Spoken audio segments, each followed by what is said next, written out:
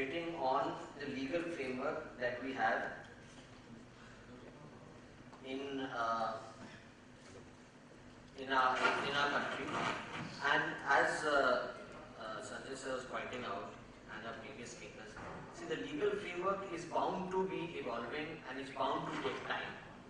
The present legal framework that we have in our country, whether it be our Criminal Procedure Code, our Indian Penal Code, the various other acts that we have in this country or elsewhere, have evolved over thousands of years. Society first came, they were kings, now you have something called democracy, we have something called the rule of law. So to expect that a cyber legal framework will evolve in a short time would be unrealistic.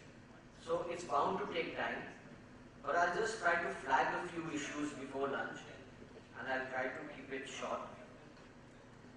Everyone knows what cyberspace, etc. I won't go into this. What is cyber crime? We have something called the IT Act, which tries to deal with cyber crime, but as was pointed out earlier, it's highly inadequate. These are some of the sections of the IT Act which deal with various aspects of cyber crime.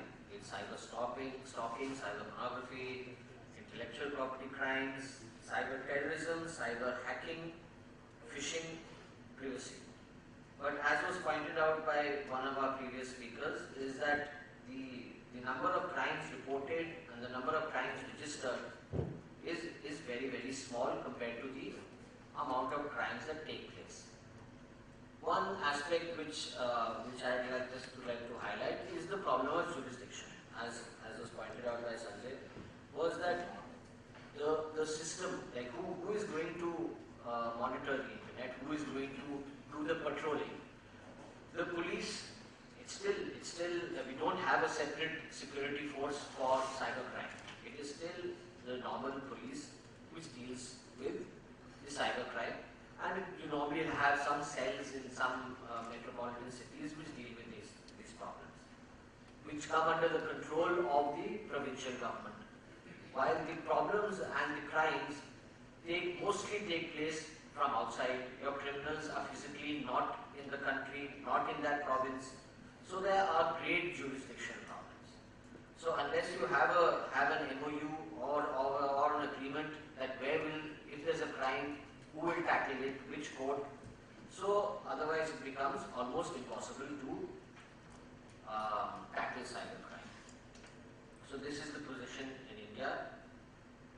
Another problem is the evidence. The Indian Evidence Act and the IT Act grant legal recognition to electronic records, but I don't know, in India I think it's yet to evolve, and I'm not sure in the US and in other developed countries how much, especially and even China, how much it is used as evidence and how much do the courts give importance to it.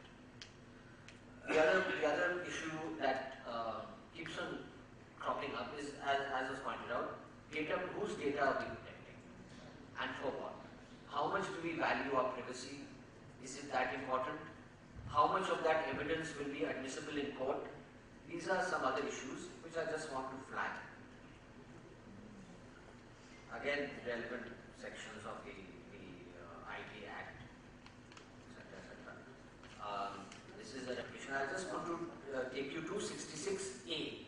Now, 66A, as all of you are aware, was struck down by the Supreme Court as A. Now, 66A, there was nothing wrong in the section. All it said was that anything which is offensive and that will be liable to be prosecuted in court. Again, it was basically misused, and now we've lost the section. So these are again various aspects which we just need to look into, think about, because this is an evolving system. So whether a misuse of a certain section should make the section invalid, or should we use methods of how to train our security personnel who look into these laws, when to use it, when to misuse it. I think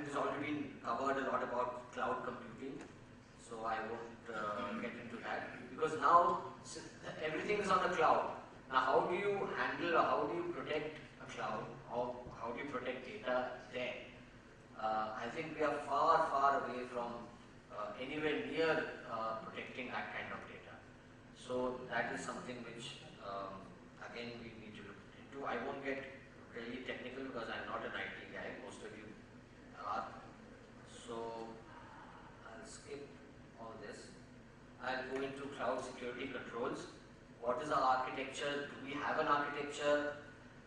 I mean, we are far behind, but even I think in countries like the US, they are not able to tackle technologies and the attack on the systems. Emerging technologies, there are many of them, but I just want to mention in this one aspect of the smartphone. And nowadays that is the latest mobile apps, smartphones. How are we going to protect that data? I don't know, I think I would maybe request someone to throw light on that also.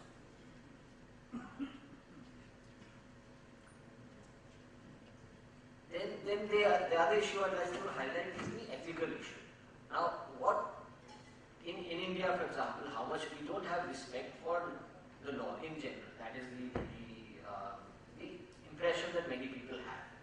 So how much will we respect the law which is to deal with things which are not in our real life, which are things that are still in our virtual life?